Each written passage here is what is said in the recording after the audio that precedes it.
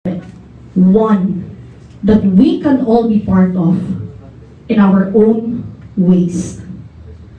But let's be honest, sometimes we think that in order for us to lead or to make an impact, we need positions, roles, titles, or even huge platforms, right?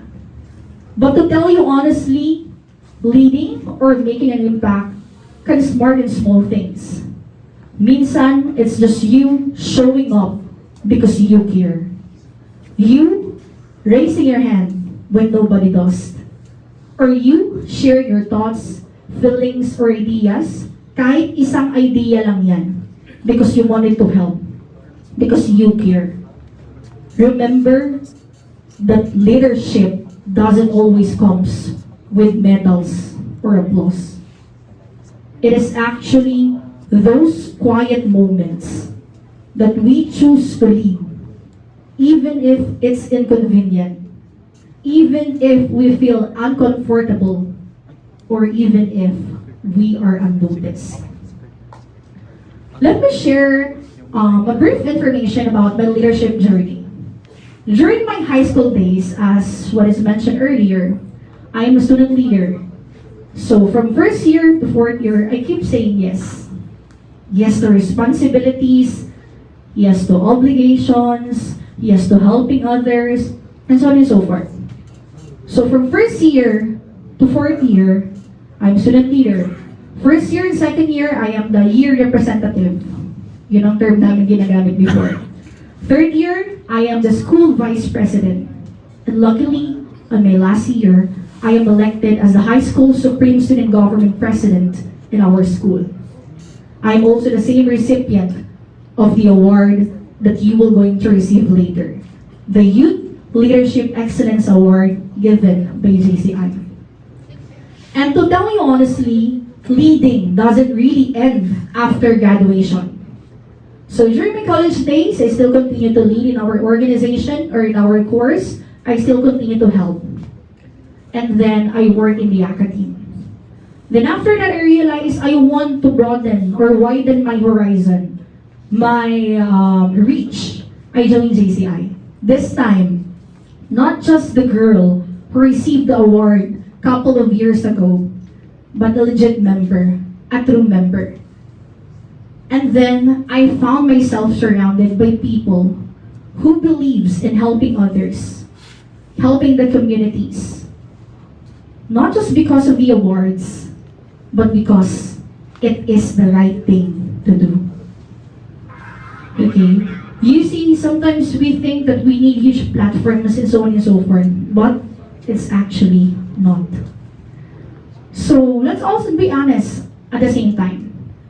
Sometimes, we think too little about ourselves, right? We tend to hold back. Okay?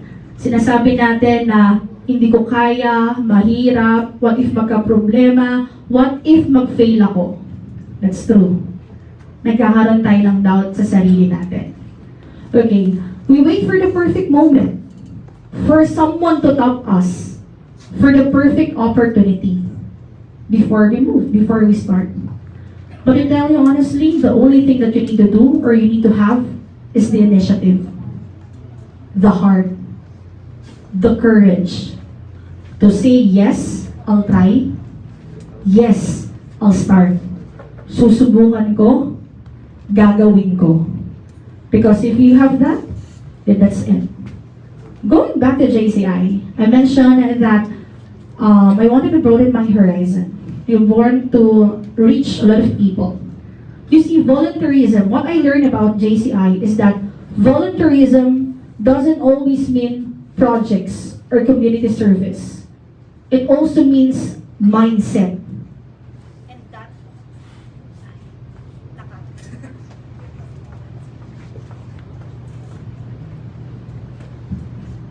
that also means mindset. And that is the best thing. Anyone can have it. Anyone can live by it. As long as you think positively, you belong to the right circle of friends, or you belong to the right organization. Okay. After that, I also realized that as you move on to the next chapter of your life, don't think of this graduation or your ending as a good ending itself. Actually, it is just your starting point. Minsan, you don't need to be perfect for you to lead. You just need to care enough to try. Our community, the Philippines, or the universe rather, need someone like you, young people like you, who will rise up, not just for themselves, but for the people around them as well. So try to ask yourselves, what can I change? What can I do? How can I help my community? What can I change, or that simple change that can I start within me that later on I can share with other people? Because if you think that way, then you can expand that within your reach, within your friends. Remember that sometimes we think that in order for us to make an impact, we need positions or titles. No. As long as you have the mindset, the right thinking, you can lead, you can spark, you can move forward. For you to be able to lead, you need to lead with action. You need to serve with continuity or consistency. And you can always help by means of showing up, even if no one is watching, even if no one is clapping. And by doing that, you already start at making waves, not just for yourselves, but for the people around you. So today, I am not asking you to change to someone na hindi kayo. I just wanted you to become more of who you are, most especially as a student leaders. You already have the potential. You already have the knowledge. You already have the skills. You already have the experience. Okay? You don't need to be somebody else. You just need to be to be yourself. Someone who can lead, who can inspire, who can help, not just their community, but even within other reach. Okay? And by means of doing that, it will give you more fulfilling feeling than before. So remember, everyone, that from a single spark, a ripple can begin. And in that ripple, it can change lives, uplift communities, and at the same time, build something better in the future. You don't need to wait for someday.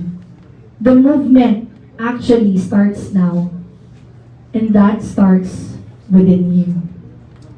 So actually, guys, that is the end of my short presentation. I am also tasked to cater questions from young leaders like you. For this moment, you can ask questions related to leadership, what you need to do after graduation, or how can you expand your leadership or reach in the future. So anyone from the group who wants to ask, feel free to raise your hand, and I will go to nasan man kayo to, of course, answer your questions. Anyone? Q&A part na po. Wala. Meron? Good morning po. I am Francesca and I am also a former president of the ACNHS, Supreme Secondary Learner Government. Before po, SSG siya, tapos sa DFS sa DDET.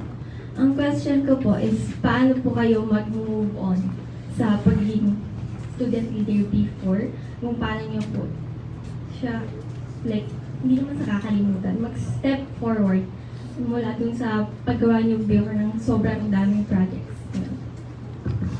Okay. Leadership doesn't always mean projects. Sometimes it is also you helping your classmates. Even if it's small, simple things, most especially, you don't know first your classmates, pa college kayo, di ba? It is just you tutoring your classmate, or is just you helping your friends, most especially if you know what to do, or it is simply by being kind, even if no one, or even if it's easier to ignore. In those simple steps, you are already leading. Okay, you're already helping. Compared before, you are knowledgeable when it comes to project. Diba? So yung expectation ninyo, a project. Pero leading, kasama doon ang helping others. Okay? Being kind. Showing up. That is leadership as a whole. So yun. Other than that, meron pa? This is our Q&A portion. It is included in JCIHI ideas. Any question about leadership?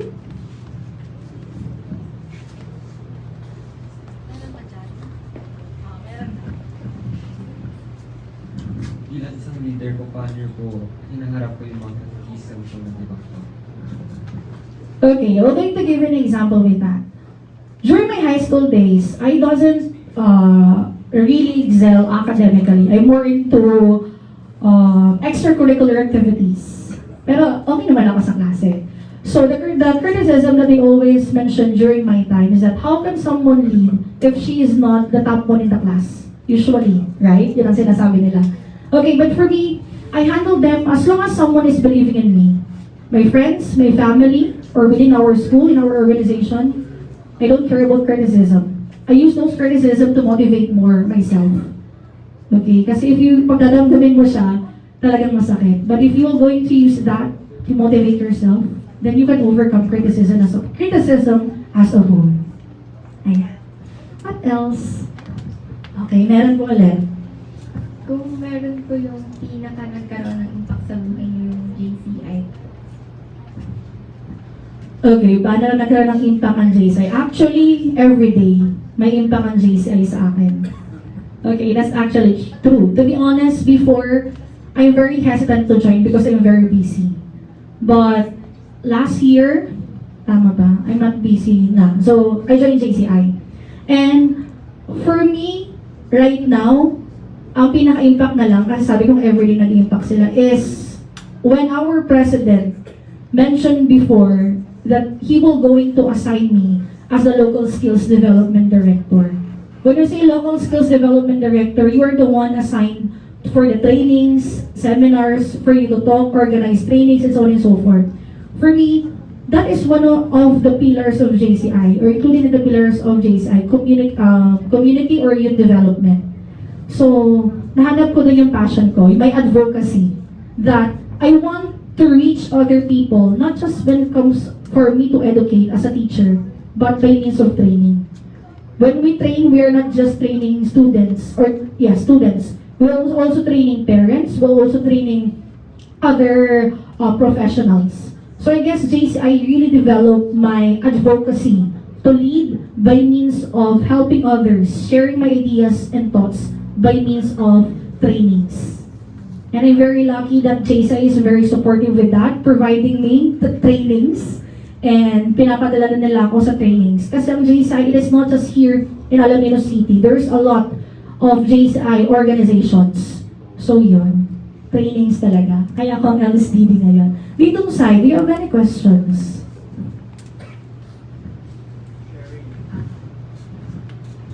My name is Jasmine Rivera, and former Humes Club president of Alaminos City National High School.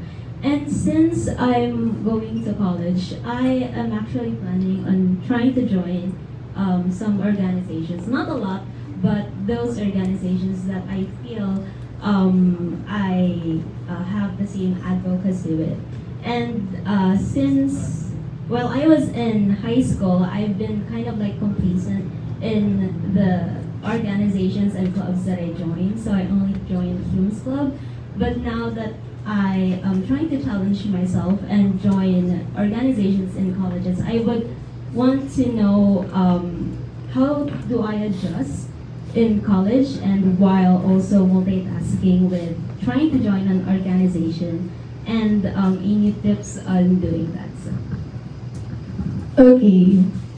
Short background again. During my high school days, I actually joined all of our organization. Before, meron pa kami Filipino club, English club, lahat ng club I joined. Okay. But to that question, or to answer that question, just like in JCI, I joined this organization because I want to help, because that's what you want to do, right? In JCI kasi, this organization gives you the opportunity to help when you are free. Okay, most especially as you adjust for your college life, with your college journey, then you need to choose an organization that really matters to you. That organization really focuses on advocacy that you want to pursue. And at the same time, in that organization, you also need to make sure that they will going to give you time for yourself. Because if you are going to focus more with extracurricular activities or with other tasks, aside from your academics, baka mapabayaan mo siya. So you need to balance everything by means of showing up if you're free, if you're available, and it will not conflict your schedule. My tips is that just enjoy your college life. Kasi ginawa ko rin yun during my time.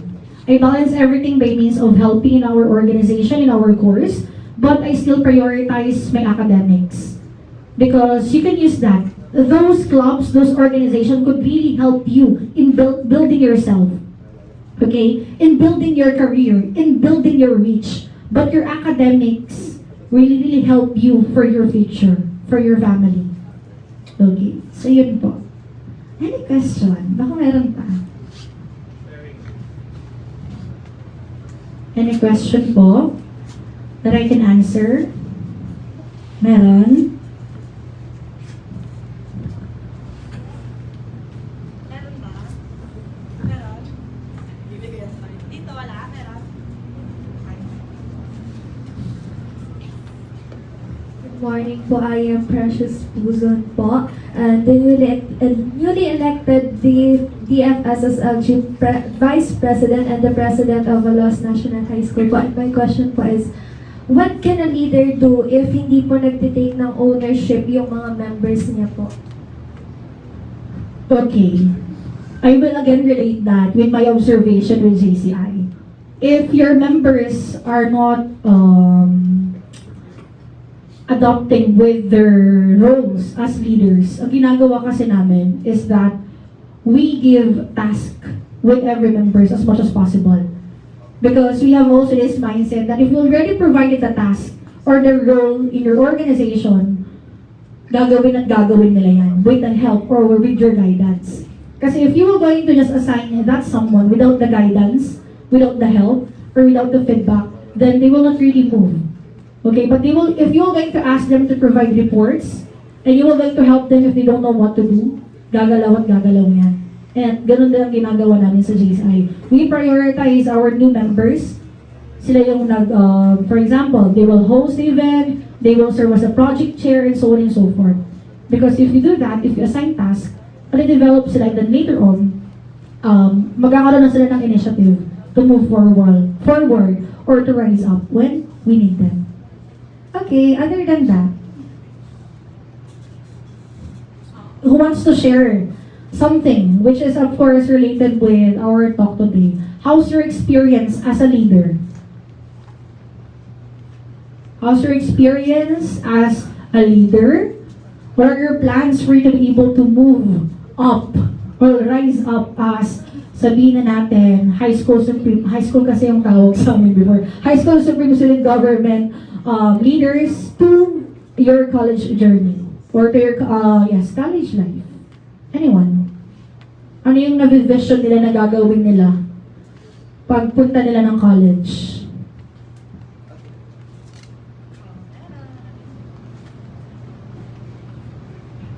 So, good morning po. Ako po si Cassandra Liana M. Velasco, former SSLG President po.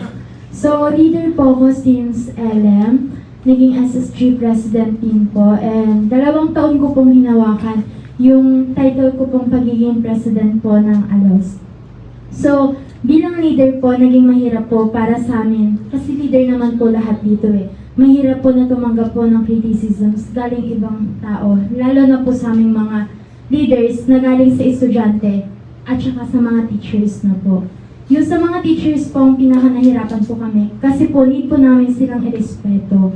Pero po kahit po sila po yung nagiging isa sa mga humahadlang sa amin, sila rin po yung isa sa mga sumusuporta po sa amin. So, naging mahirap po talaga kasi yung mga projects, syempre may masasabi lagi ng ibang tao. Gaya nga na lang po nung sinabi ni Ma'am kanina na kapag gumagalaw kami, may nasasabi sila. Pag hindi kami gumagalaw, may nasasabi pa rin sila. Hindi po namin alam kung saan kami lulugar sa mga ganong sitwasyon po. Pero ang natutunan po namin na kahit napapagod na po kami sa mga sinasabi ng iba at sa mga projects na naka-obliga sa amin, mahal po namin yung ginagawa namin magsilbi sa school, sa mga kapwa namin estudyante. Kaya hindi po kami napapagod. Sa college po kasi, ang plano ko po sana, magjo-join pa rin po ako. Itutuloy ko pa rin po yung mga naumpisahan. Ay yung mga natutunan ko bilang isang leader. At saka, yun po, mamahalin ko pa rin po yung leadership po. Thank you. Okay, kahit anong problema, criticism, or ano ba encounter ninyo, as long as you love what you're doing, you can overcome those things. Aside from that, anyone pa who wants to share? Dito namang side. Anyone wants to share? Any volunteer? Diba, as student leader, you need to rise up. You need to be confident when it comes to speaking about your platforms or advocacy.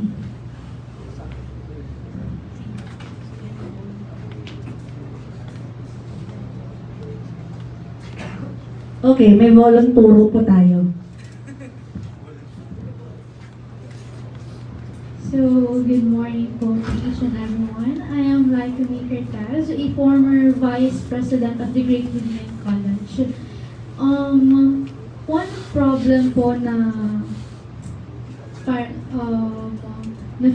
na-face namin throughout our journey, ito po yung president ko with me, is we also face criticism, but not just sa students, but also po sa mga teachers namin. Meron po silang mga feedbacks na parang nakakasama din sa amin. And of course, medyo na-hurt din po kami. But, din po sa mga criticisms na yun, madami din naman pong teachers na, of course, nagbibigay ng inspirations and of course, nagbibigay din po sila ng mga suggestions para po makamove on kami sa mga nangyayari and sa mga criticisms na nakukuha namin. And I think yung mga napagdaanan po namin ngayon as a former student leader, magiging po namin siya and I think magagamit po namin siya in our college life. Lalo na po kung papasok pa kami from any other organizations like, of course, leadership din po, CSSC, and other extracurricular activities. Okay, almost the same with what is mentioned a while ago. So now, meron po tayong request that we already heard information about our student leaders. We will going to proceed daw po with one JCI member wherein she will going to share her experience and journey as a JCI. Volunturo. Ayan, so good morning everyone. So I'm Carriel Tamba. So aside na member ako ng JCI, I'm also a teacher. Okay, so ang tanong, ano na ulit yung tanong? Okay, actually, JCI Diaz, I've been an area chair with that before.